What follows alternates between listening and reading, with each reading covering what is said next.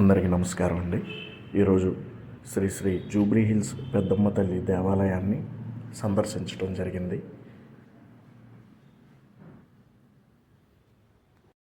ఈరోజు రథసప్తమి సందర్భంగా గోపురానికి లైటింగ్ ఏర్పాట్లు చేస్తున్నారు.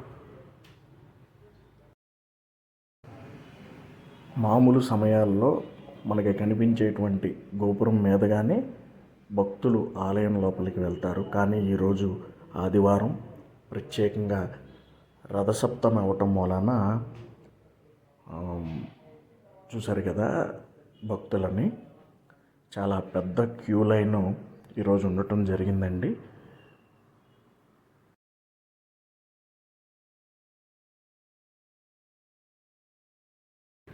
ఇక్కడ మీరు కొబ్బరికాయలు కానీ, దండలు కానీ, పువ్వులు, తర్వాత చెప్పుల స్టాండ్ ఉంటుంది. అదిగోండి, చూశారు కదా ఎంత పెద్ద లైన్ ఉందో. దాదాపు 2 నుంచి 3 గంటల సమయం పట్టిందండి దర్శనానికి. ఆలయం బయట కూడా లైన్ ఉందండి. ఈ క్లిప్లో మీరు చూసినట్లయితే ఎంతమంది జనాలు ఉన్నారో మీకు క్లియర్గా అర్థమవుతుంది.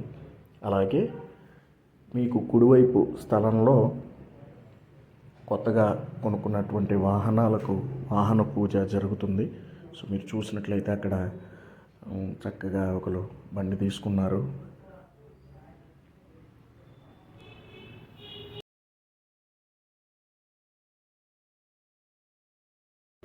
గోశాల మీదుగా మన లైను వెళ్తుందండి. దాదాపు దగ్గరికి వచ్చాము.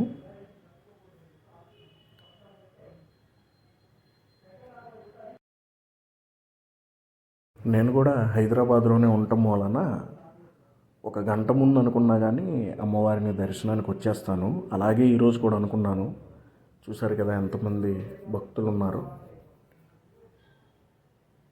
ఇక్కడ నుంచి గర్భగుడి ఆలయంలోనికి వెళ్ళాం మనం. అమ్మవారిని దర్శించుకోండి.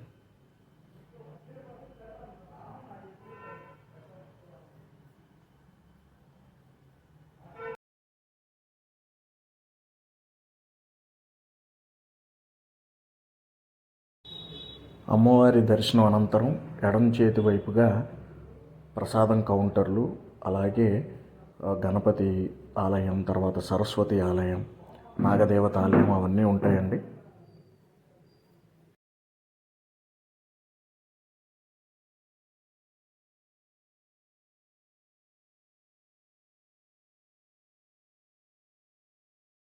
అమ్మవారి ప్రసాదం లడ్డు 20 రూపాయలు, పులిహోర 20 రూపాయలు, వడ 20 రూపాయలు, అలాగే మనం చేతికి కట్టుకునేటువంటి దారం అది కూడా 20 రూపాయలండి. ప్రత్యేకంగా అభిషేకించినటువంటి లడ్డు 150 రూపాయలని చెప్పారు.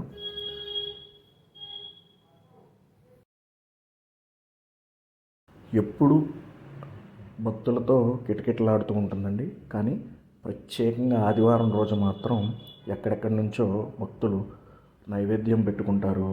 కోళ్ళని, మేకల్ని తీసుకుని వచ్చి వాటిని బలించి నైవేద్యం పెట్టుకుని వాళ్ళకి సంబంధించిన వాళ్ళందరినీ కూడా పిలుచుకుని సంతోషంగా అమ్మవారి భక్తిలో నిమగ్నమై ఉంటారు.